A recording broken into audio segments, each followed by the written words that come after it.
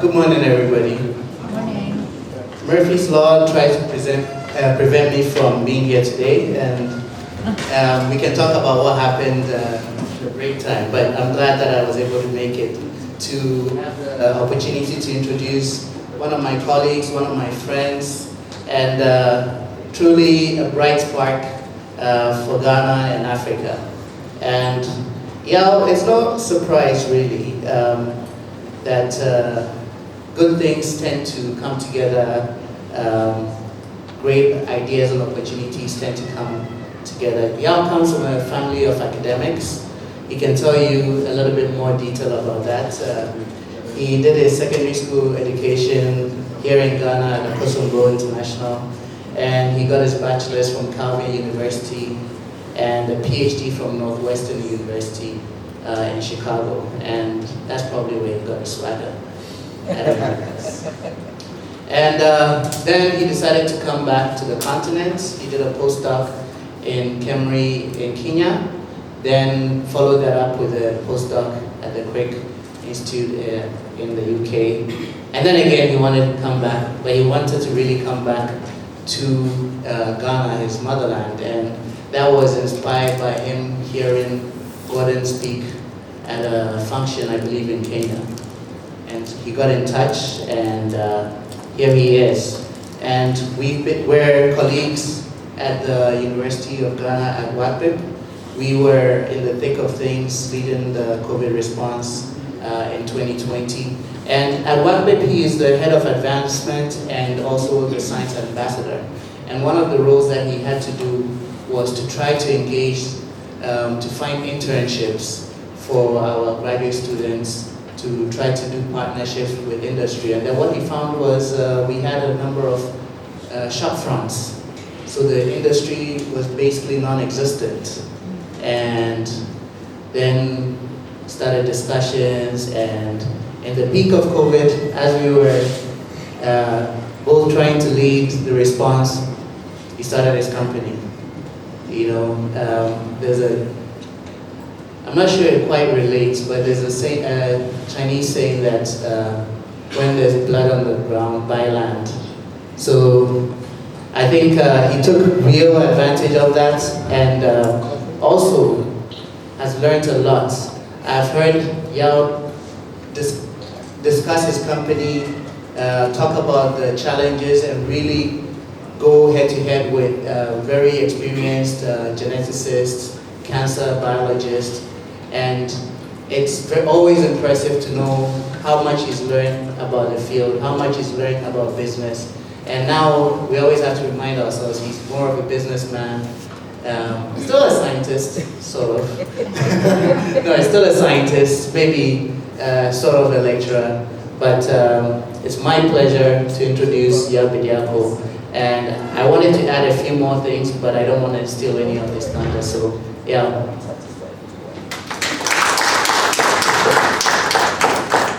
Thank you very much, Peter. I look forward to being able to introduce you next so that I can equally embarrass you. But no, it's great to be here. Thank you to Danica in particular for the invitation to speak. I don't think Prof. Awanda is here, but obviously my presence in Ghana is really a tribute to the work that he started at WACPIP, providing a center that allows someone like me to return home to Ghana.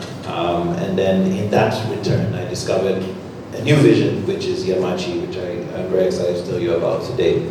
So for some of you who heard me, who were part of the meeting in Gambia, some of this will be familiar. Hopefully I can provide you with updates on where we are now.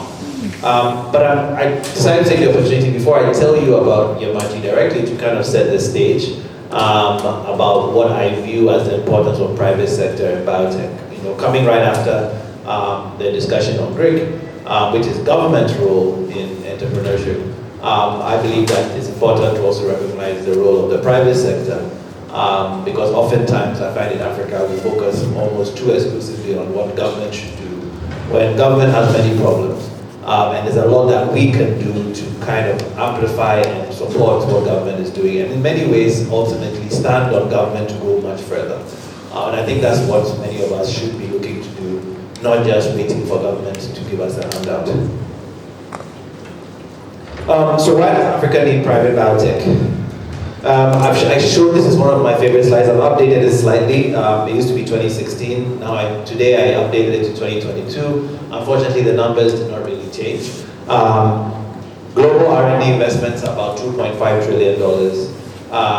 Africa is 29 billion. The last, I think, which is about 1.1%. Since 2016, the contribution of Africa to global R&D has remained at 1.1%. And so the question is, since 2016, there have been incredible investments in capacity building in Africa, in science, the ACEs, Deltas from Wellcome Trust. I mean, we all know these programs.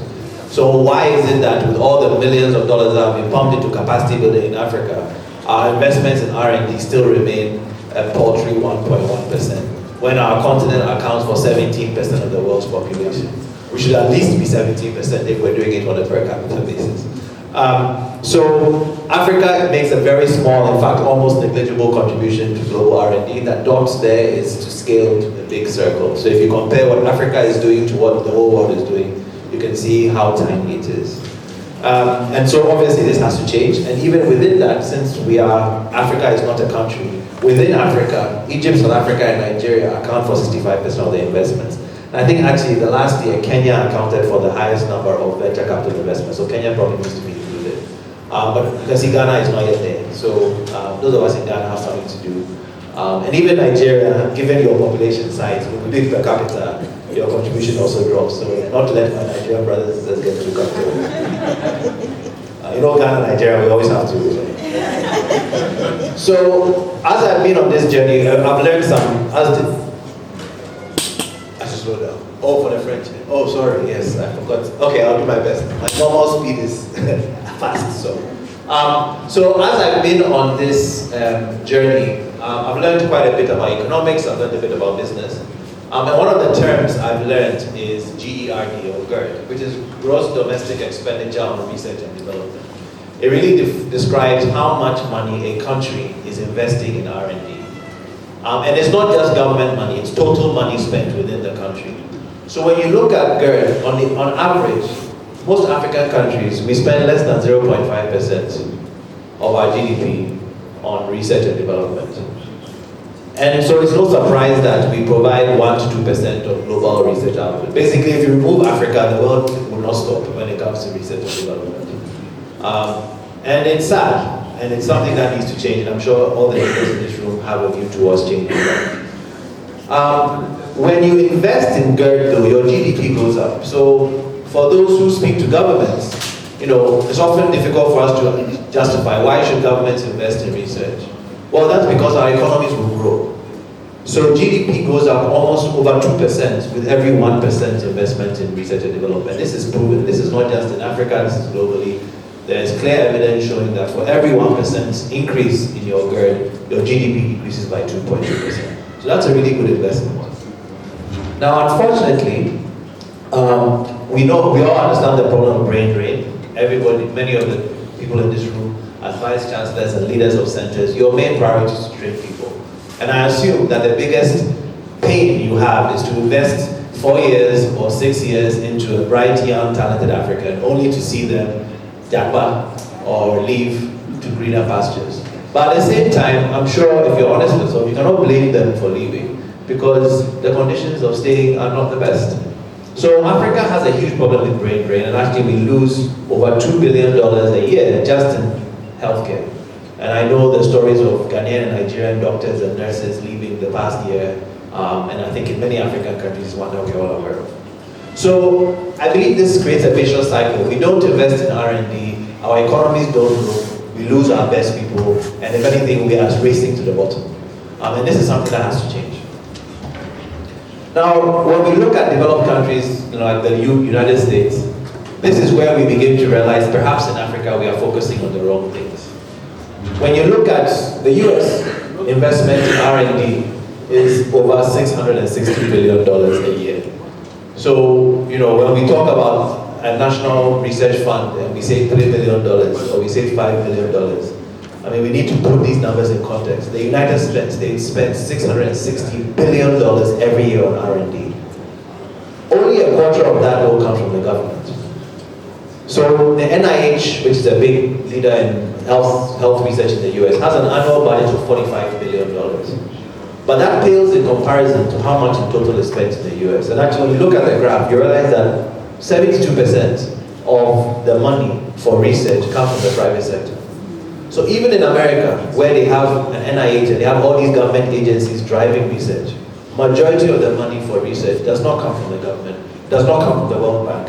It comes from private industry. And actually, if you look at who is doing the research, 75% of that is private sector. So when we talk about research, we sometimes fall into a trap of thinking of research as an academic pursuit. You know, it's interesting, we talk about, I would argue that companies are not just knowledge users. Companies need to be knowledge producers.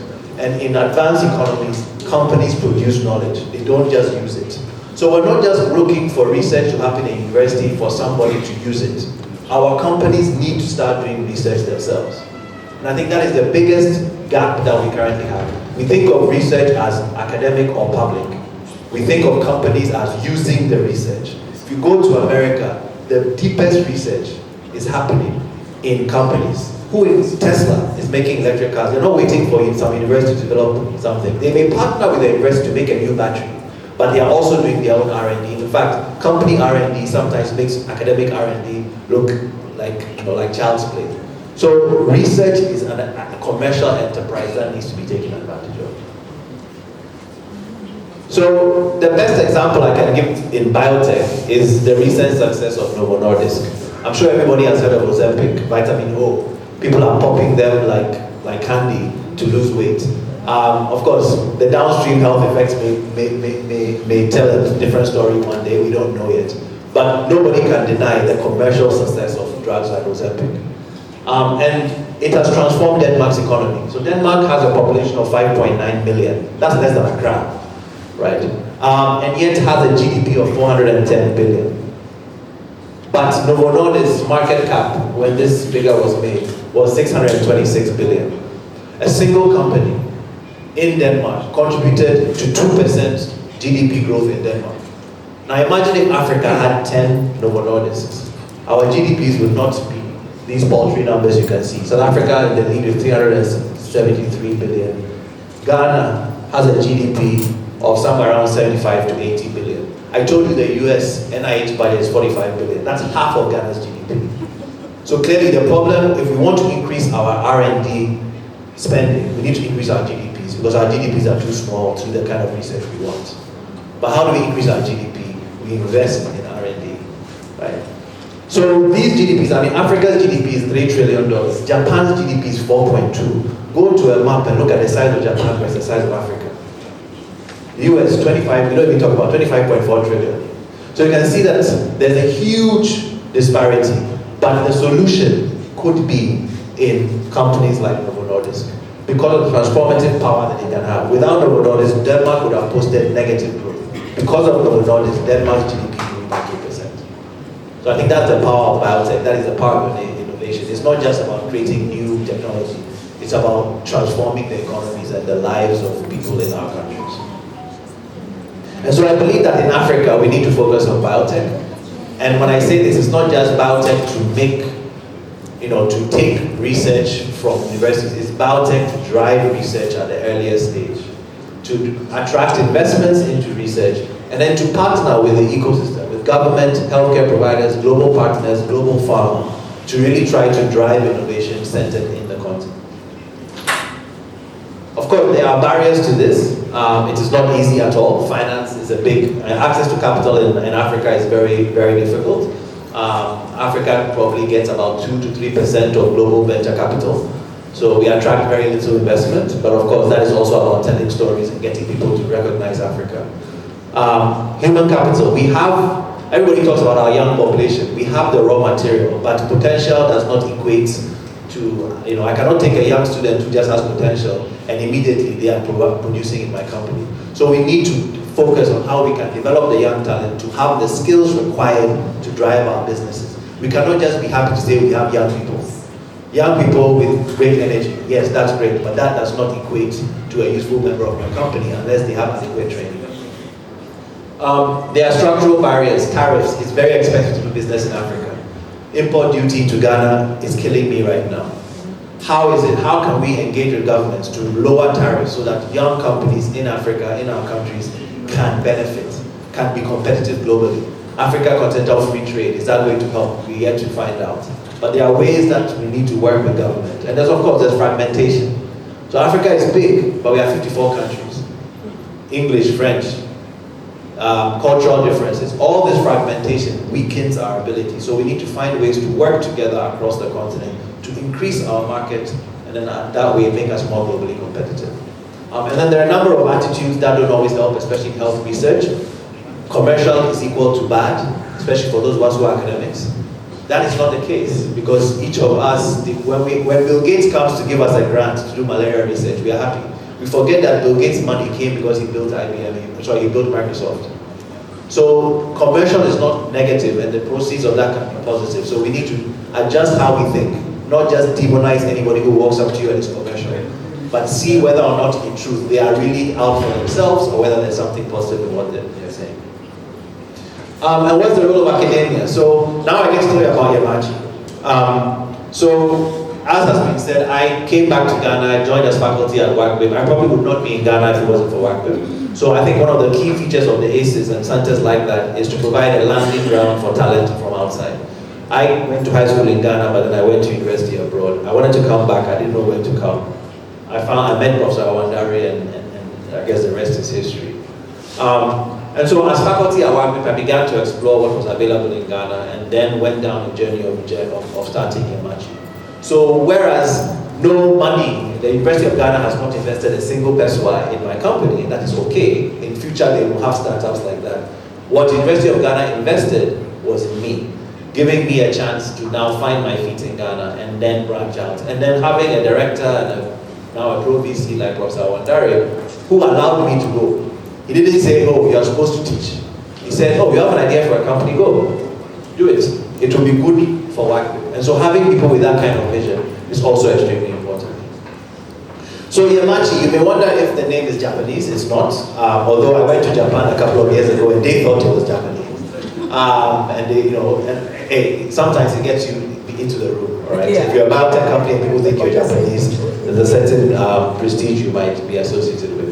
But Yamachi is actually very Ghanaian. Yem means knowledge in Frafra. Amachi in Ewe is medicine. Machi in Twi, which is my language, means good morning. So new dawn for health knowledge in Africa, Yamachi. And so that's what we stand for. And our purpose is to transform lives through the inclusive, innovative science and technology that improves the quality of healthcare for everyone. Now, in our case, we focused on cancer. When we think of healthcare in Africa, it's very easy to focus on malaria, HIV, and tuberculosis, and infectious diseases.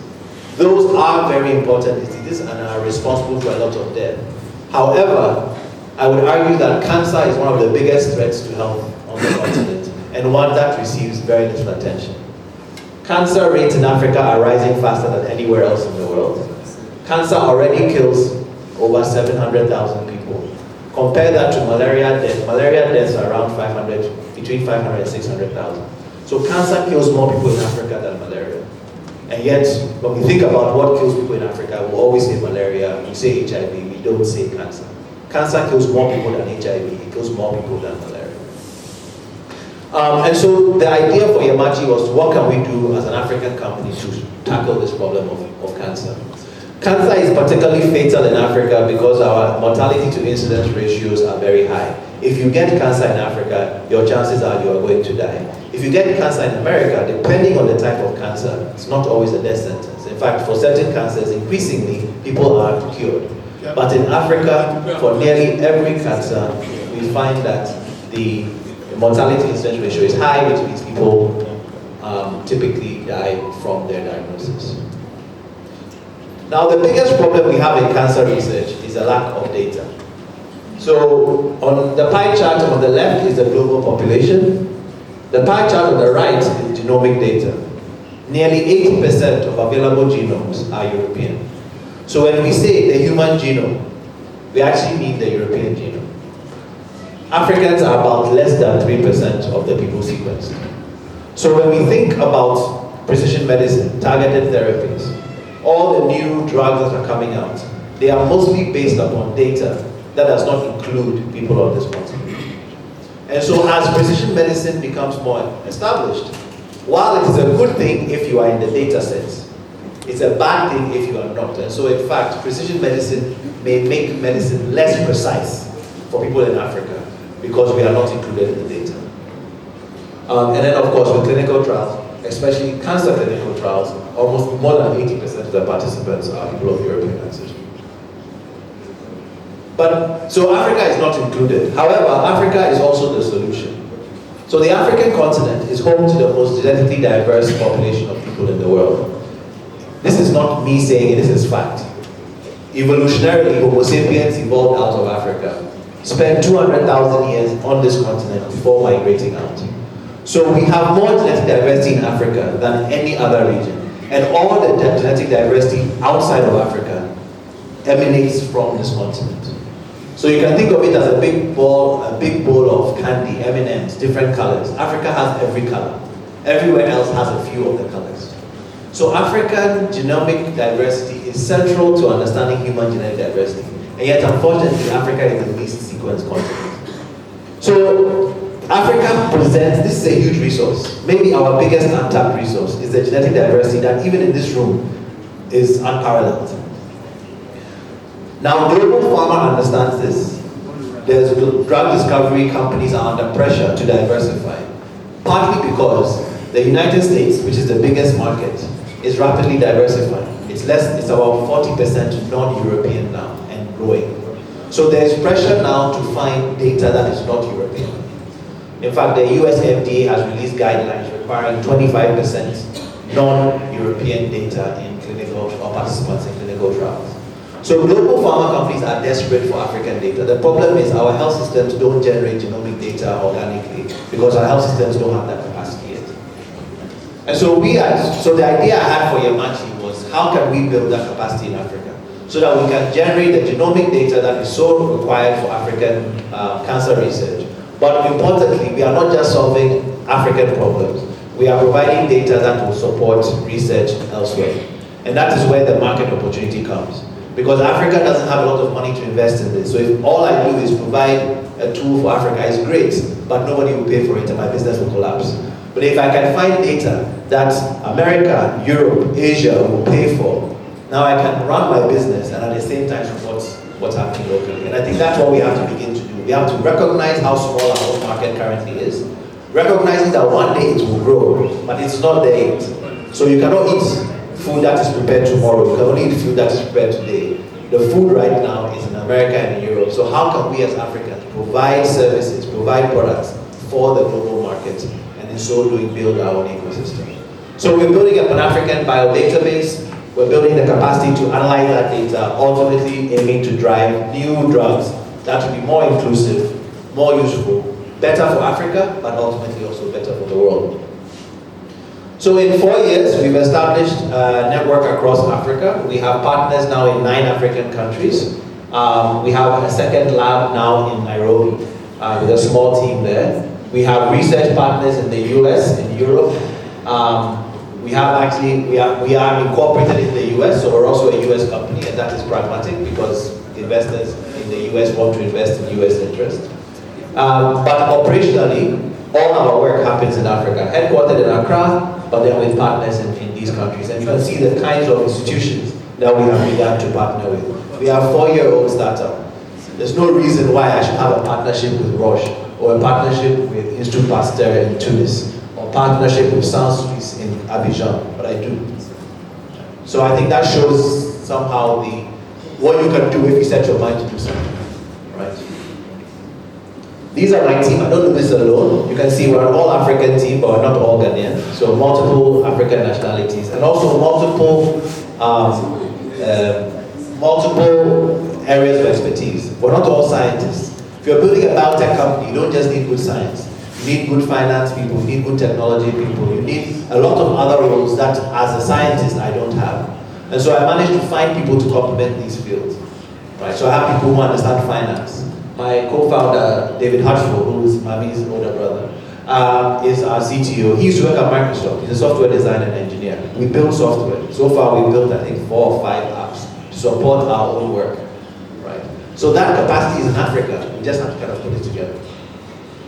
So currently we are 39 people. Hopefully in the next few months we'll be over 40. Although I say hopefully, but then that's more payroll I have to find. We are based primarily in Ghana, but we have one team member in Cote d'Ivoire, one in Nigeria, about 5 or 6 in Kenya. We have somebody in the US and we have 2 in Canada. So this is Yamachi's footprint in terms of our staff. The graph I showed you before is our partnership, which is in 9 African countries. And you can see our gender balance is more female than male, which I'm also proud of. And our age, our average age is 32, and old people like me in my 40s are what is dragging it up. Probably, if we did a median age, it would be below 30. These are our labs. You're welcome to visit. I don't know if you have time, but we're just about 15 minutes away. We have a small facility here in Accra. And here we built capacity for human genome sequencing. So we identified a gap in Ghana after COVID or even before COVID. Centers like WACBIP and Fuji have good next generation sequencing facility, but primarily focused on pathogen sequencing. There's not as much human genome sequencing capacity in Africa. So we built a human genome sequencing lab, and we sequenced the first human genome sequencing lab. And we've since now expanded that, and in total we have capacity to collect really good clinical data, because that is important for the research we do. We want to understand cancer. So Uvosio is an app built by David and our team, allowing us to collect clinical data across multiple countries. It's bilingual, so French and English. So if we do a breast cancer study in SAHU in Abidjan, and we do one in Kolebu Teaching Hospital in Accra, we can collect identical data across both sites and we can compare. Whether it was collected in French or in English, doesn't matter, everything is standardized. And it's cloud-based, and we provide this as a tool to our partners. So if the doctors who work with us have access to our technology for their own uses for free, right? I think that's one of the benefits that we are providing to the ecosystem. So this is both our current and anticipated network. The lighter green is the countries where we currently have partners. So Senegal, Cote d'Ivoire, Ghana, Nigeria, Uganda, Kenya, and Zimbabwe. We have a technical partnership with the University of Cape Town in South Africa. We are currently in discussions. We have MOUs pending in Rwanda, Ethiopia, Mali, and Morocco. And then hopefully, if I come back and give a talk in a year or two, the whole map will have partners. So these are not necessarily places that we offer. I forgot Tunisia. We have a partnership with Tunisia. These are not places that we necessarily have our own footprint. In Kenya, and we've just registered an NC in Kenya. So there's now Yamachi Biotech Kenya Limited. Of course, there's Ghana Limited, and then there's a US entity. But we found it's easier to work through partnerships. I don't need to build a site in Abidjan if Sans Suisse is doing good work there. So we partner with them. Same in Nigeria, we have partners. In northern Nigeria, in Kano and Katsina, we are working with hospitals there. In Lagos, we are working with a few partners. And we are currently in discussion with the University of Ibadan also in terms of partners. The cancers we focus on are quite broad. I'll speed up a little bit to allow some of the questions. We built up a biobank. So this is in Accra. We have liquid nitrogen. We have cryo storage. Currently over 35,000 samples. We are not in the business of sharing samples though, or selling samples. The biobank is just a repository to allow us to then generate data. We are in the data business. We add value. So in Ghana, our cocoa is sold for cheap, and we go and buy expensive chocolate. The point here is we want to make the chocolate. So that's why we invested in the capacity for sequencing. So we generate genomic data from our partners, from our participants, and then that is the data that we will partner and leverage. So we don't leverage samples. The view is samples are too raw of material. We need to add value to that sample, and then gradually add even further value. And the clinical data we collect through Uvosio is a key part of that value addition. So from a business perspective, we have a number of stakeholders we provide value to. We provide value to life science partners. That's big pharma. Those are my main targets. They have all the money, right? The idea is how can I get them to invest in a little company in Accra by providing something that they absolutely need and provide it in a way that nobody else can. So that is how we are positioning ourselves. But then, in order to do this, we need partnerships. So we need clinical, academic, research partners, both in Africa and internationally, because we want to do good science. And the way you do good science is to partner with people who do good science so you can learn how to do good science. So we have those partnerships, we apply for grants together and so on. And then we also focus on the foundations and healthcare partners who are interested in impact. So we have a grant from the Gates Foundation. We have a grant from LifeArc. We've recently been part of a large NIH consortium looking at cancer inequities. So we can position ourselves to attract non-dilutive grant funding whilst also focusing on the business side. These are just ongoing projects in multiple countries. And this is sort of our flagship project we are launching this year. We call it the African Cancer Atlas. So those of you in cancer research or anybody who is familiar with genomics may have heard of the Cancer Genome Atlas, TCGA. It was an NIH-funded project to sequence 11,000 Americans who had cancer. It is the gold standard database for drug discovery in cancer right now. But everybody is using this data. Unfortunately, it's 80% European. It's 9% African American, but it's spread across so many types of cancer that for certain cancers, you literally have less than 5 people who are black in the database. So it's a great database, but it has one fundamental flaw. So we want to build the African equivalent, which will not have that flaw, because it will be the most diverse cancer database in the world. So we've launched this initiative. The goal is to deliver it in 3 years. If we can deliver this, this will be the most diverse single cancer database in the world. And would have done it from Accra. Would have sequenced every single sample in Accra. So the goal is to do 7,500 people, 15,000 genomes. The question is, how do we pay for this? I don't have the money to do it. I don't expect the Ghana government in the next 2 years to give me the millions required to do this. And so we went to pharma. The vision is, the pharma industry wants this data, but we are going to do it on our terms. We will generate the data, we won't send them samples, we'll generate data, and then we'll argue that they should make this data available to African scientists, because it's African data.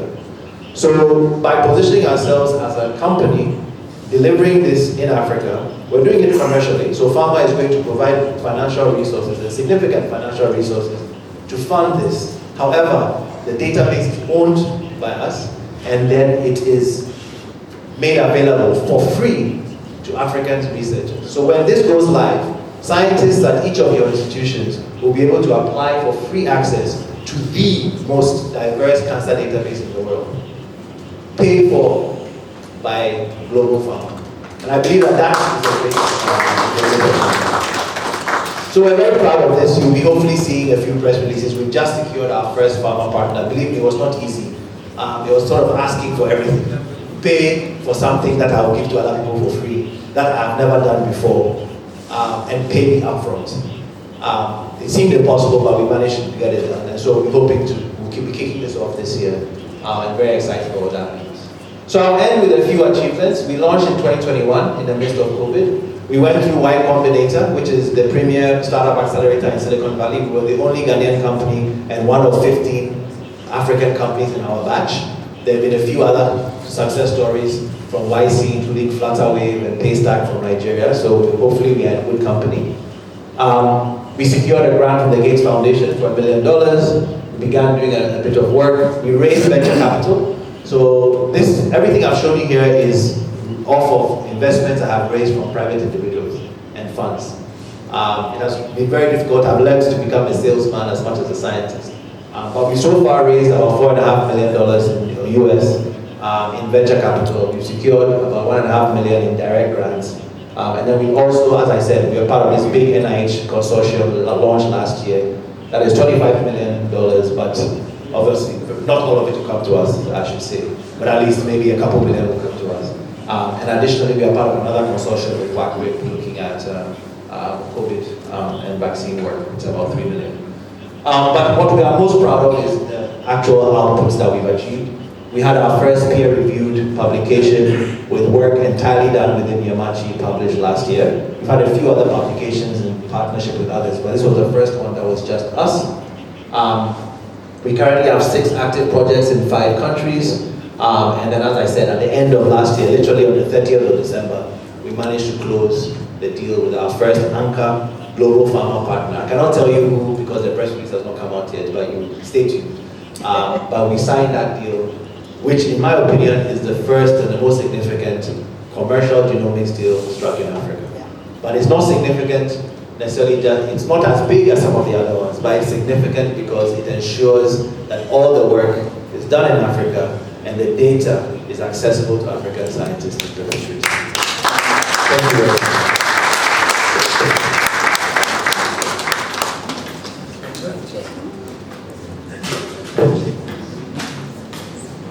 Thanks. I told you that you would be stunned. I was wondering yesterday, how many world leaders do we have to look upon? And of course Nelson Mandela is gone, but I think you are new Nelson Mandela. Everybody in the room, obviously, I hope you share my impression. You know, I heard Yao, as I said, in Gambia, but then I heard you 6 months back, and I heard you today. It's like every time, Peter, he's like stunning. It was incredible. And I'm really glad through my professional life that I had the opportunity to meet you. And as somebody who did cancer research at NIH, I can tell you that I'm going to invest every single minute of my free time to help you to grow as you do. And another thing I would like to say, Peter, you guys and the World Bank supporting Center of Excellence of Professor Avandar, even if nothing was coming out, if Yao came out, this is the only one. This is like, sufficient, and you guys did a lot. So now I would like to open, floor for discussion, and I'm sure that you have questions for Yao. Here you go, Professor.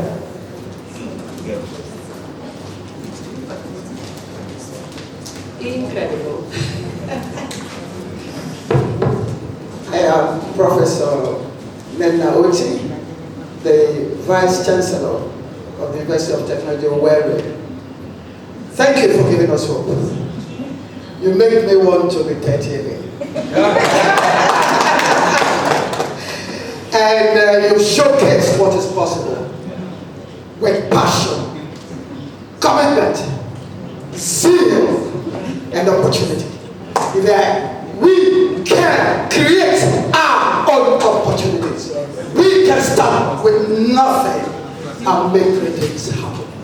And so, I want to invite you to my university. I want to invite you to Nigeria. Nigeria has a population of 230 million people and counting. And so if you're looking for your genetic database, Nigeria. We also have more than 230 ethnic groups. So you have all the variety.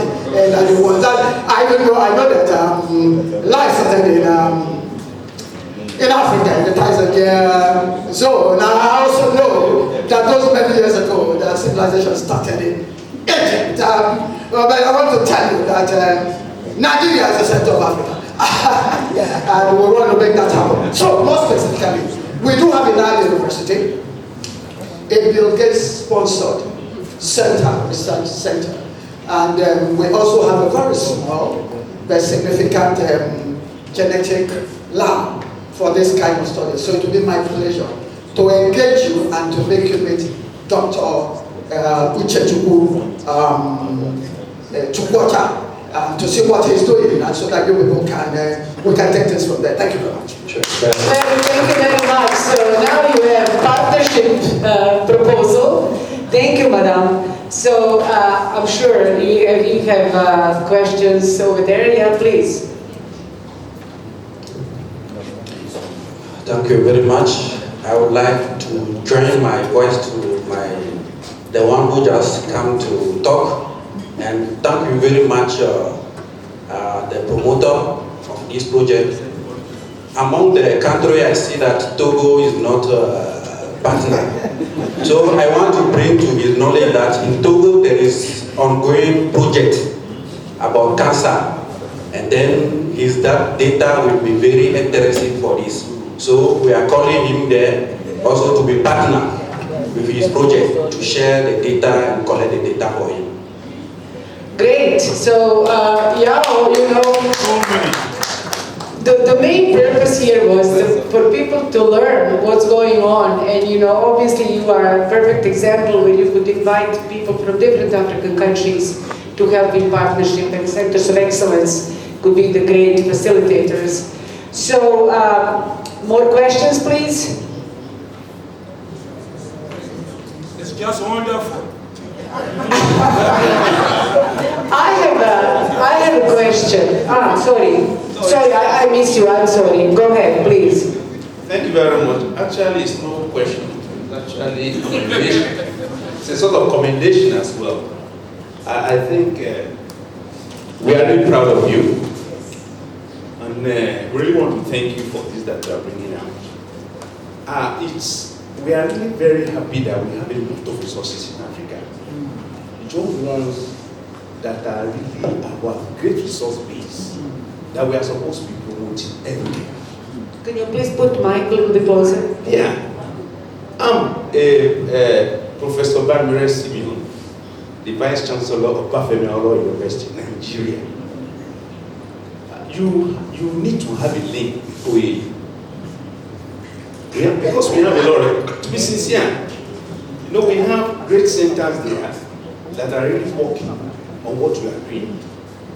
And there's need for this network, you know, and to understand, you know, the procedure and processes so that we fix Africa itself. It's not about country issues, no, it's Africa in general. So that we'll be able to prove ourselves everywhere, you know. So you are welcome to OAU at any point in time. We have a center leader here for the ACE program on ICT. And I think most of these things need this ICT connection. So we have, what do we call it? Professor Aniromu in the ACE program, the OPA in OAU is the best performing ACE outfit that we want to think of. We're not here now. I'm inviting you there, you know, specifically. Just come and then you see the lot that is happening there. And it will help you, you know, to even grow these thoughts that you have. So thank you very much. We are really, very happy. And thanks for AAU, World Bank, bringing this sort of people, you know, within this framework. It was a special treat. Really? So you're welcome once again. Sure, thanks a lot. Thanks a lot for your This competition is so really now. Before y'all can be, you know, addressing everything, Anamata or TTL would like to ask a question from the World Bank. Oh, sorry, you go ahead, guys. But you want still to ask a question, yeah? Yes, please. Oh, we need to have... Merci et toutes mes félicitations et mes souhaits de bonne continuation dans un premier temps. J'avais une question, une suggestion. En fait, qu'est-ce que vous attendez des autres pays africains par rapport à votre projet qui est très ambitieux? Et l'autre, c'est encore une question, c'est est-ce que votre protocole est assez partagé pour qu'au moins que ça puisse engager d'autres pays par rapport à votre projet? Voilà, donc est-ce que vous faites de la diffusion par rapport à ça pour au moins que votre projet soit général, parce que ça concerne une problématique qui pose énormément de problèmes à nos pays et les dépenses énormes sont consacrées à cela. Et aujourd'hui, la grosse difficulté, les ingénieurs AI n'ont pas de données suffisantes pour pouvoir engager cette lutte. Voilà, c'était ça. Merci. Thank you. So, yeah. Thank you very much for the question. I think it had to do with how widespread our protocols are and whether we would. We are looking to expand. So we've started off in a few countries. Obviously, resources dictate where we can go. But you know, in answer to everybody who's interested in working with us, we are certainly very excited about. we are very excited about the opportunity to partner with as many people as possible, including in other countries where we are, and even within countries we are finding new partners. Our protocols are, so we are happy to also share protocols as we develop them for others to also do some of the work. If there are side projects people want to do, I mean, we are trying to harmonize protocols. So as we develop best practices, we are certainly not going to keep them to ourselves. We're happy to share. This particular project, obviously, we have a particular target, and so we will be trying to find as many partners as we can to hit the target as soon as possible. But we hope that this will also allow us to form capacity building initiatives so that we can also pass on what capacity we have through partners, and certainly happy to support academic centers in many places. So I have a few cards, but I can be back later with more, and I can also leave my contact information so that people can reach out directly to me. I'm very happy to build those links. Thank you. Thank you. Okay, hold on just one second. We have a gentleman over there, Mr. Lotte. Would you like to ask a question? Yeah, and then you and then Namrata. Maybe just take a few questions and then we go to the. Yeah, Mr. Lotte, would you like to ask a question? He has a mic right now, so maybe he can do So you go ahead, and then we can give it to you. Okay, so my question is, your method has been proven to be very successful. So how can we leverage on your methods to apply to other areas like in energy, which is also a serious issue for Nigeria, and other countries in Africa, as well as in AI. So because my own area is in energy, we have some very fantastic ideas that we're trying to develop. So how do we try to spread this, your model to your advice? We can take a few more. Okay. Yeah. All right, yeah. So congratulations. Nice to meet you again. I met you at Great. Yeah. So you stated clearly the relationship between R&D investment and GDP growth, and you have also stated quite clearly about the fact that in US, private sector investment in R&D is even more than that of government. So then I'm thinking, from where I am, how do we raise money from private sector? So my question is, do you have some tips? How, because in Ghana, seriously, it's a bit difficult. So how, with your experience, how would you recommend that we go about that?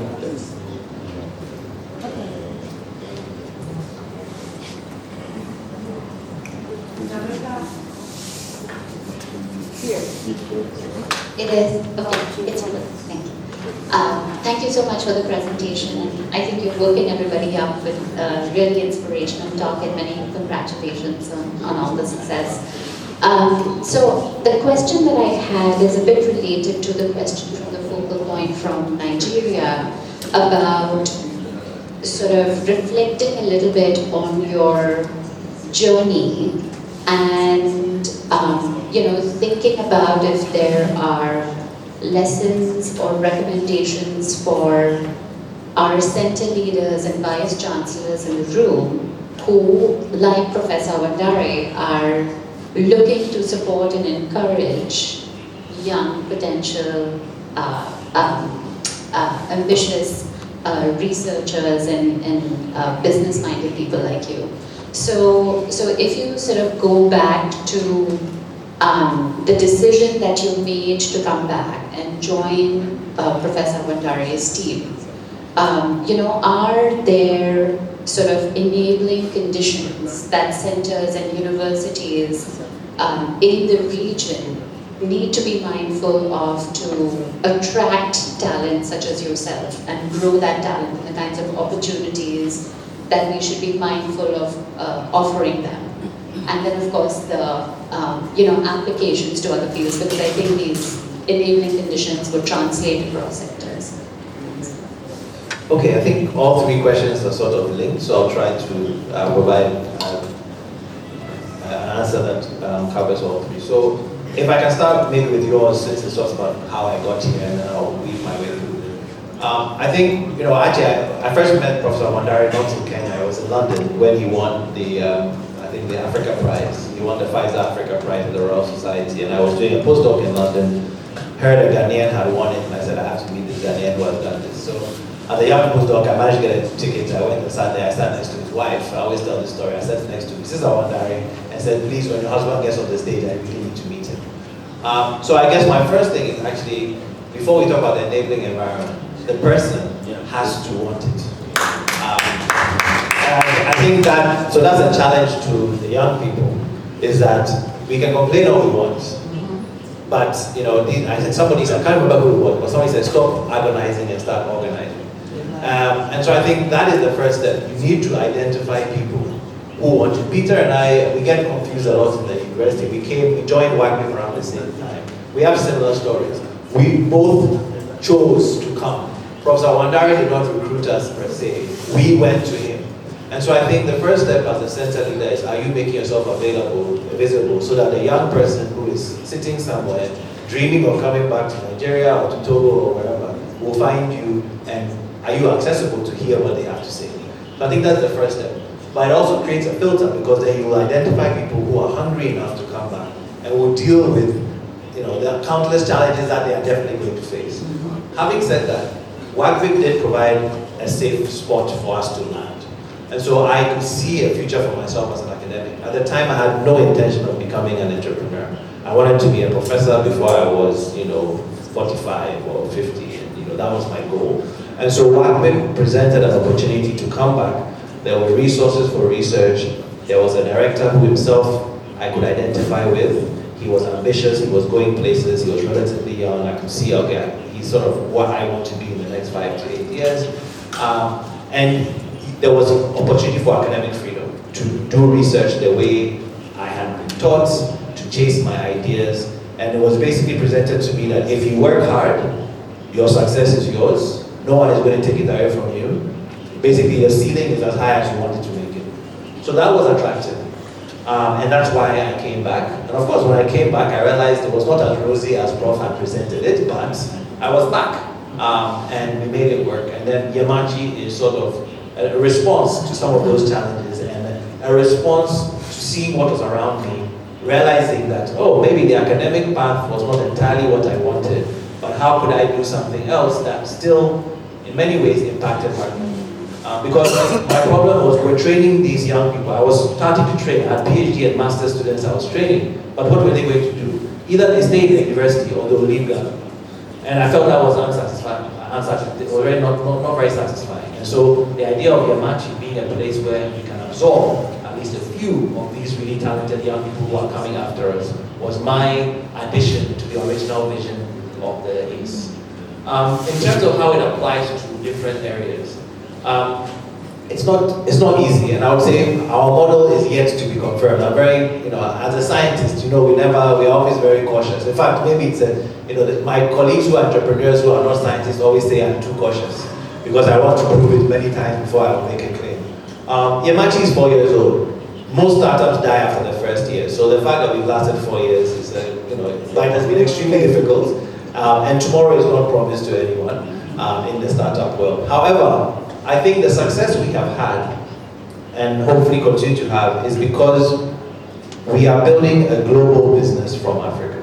We are not building an African business. And I think at this stage, a few of us have to do that. There will come a time when Africa's economies will be big enough that we can, and there are examples, MTN, Safaricom, these are, you don't buy a phone from Safaricom in the US, it's in Kenya or Tanzania. So there are examples of telecom, for instance, that are solely African entities.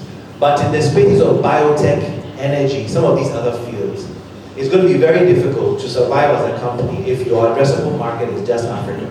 Because investors want to know how your company will become a unicorn.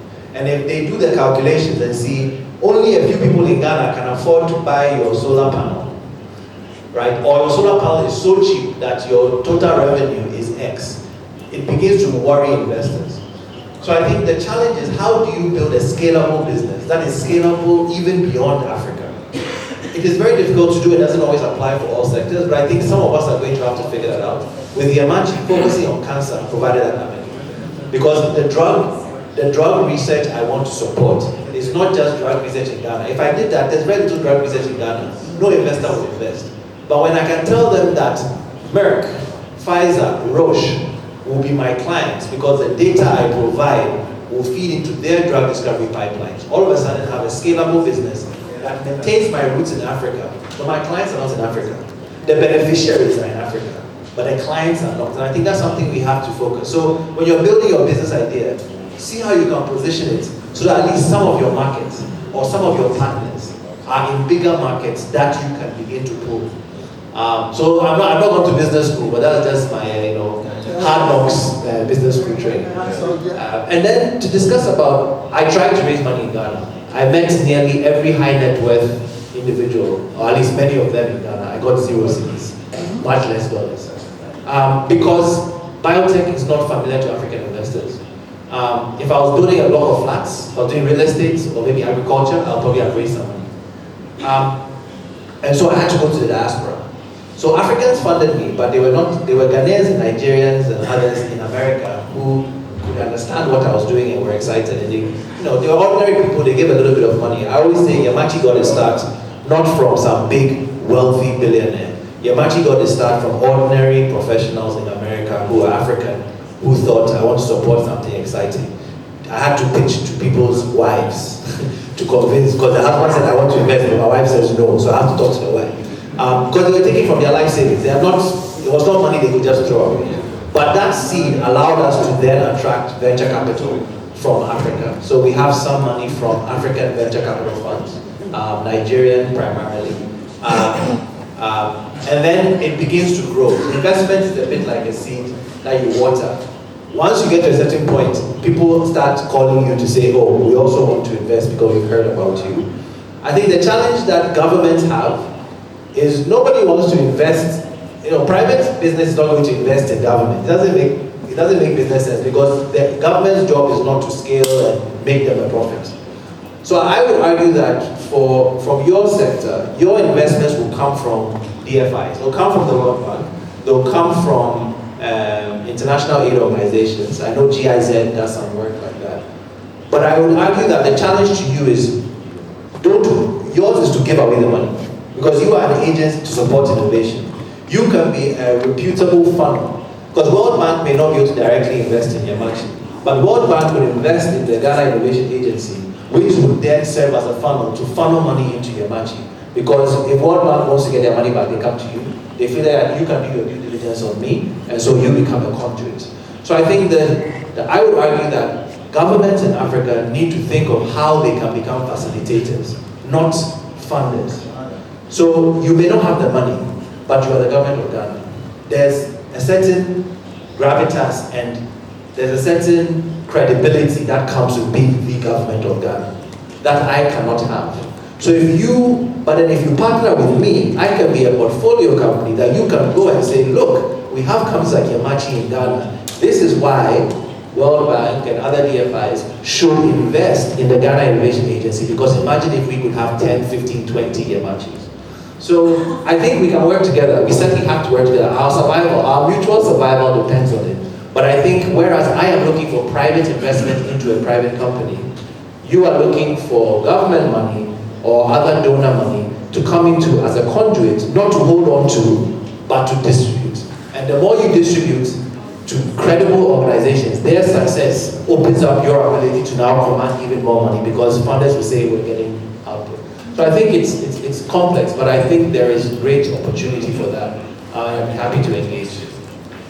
Thank you, Yao. I think we came unfortunately to the end, and I'm sure we can keep round of applause. But obviously, before we go to the next section, I would like to thank you again. And if you guys would like to intervene and have an opportunity to talk to Yao, I'm sure, and Peter, this is a great opportunity. But also after this meeting, if you don't, we will share your contacts if you don't mind.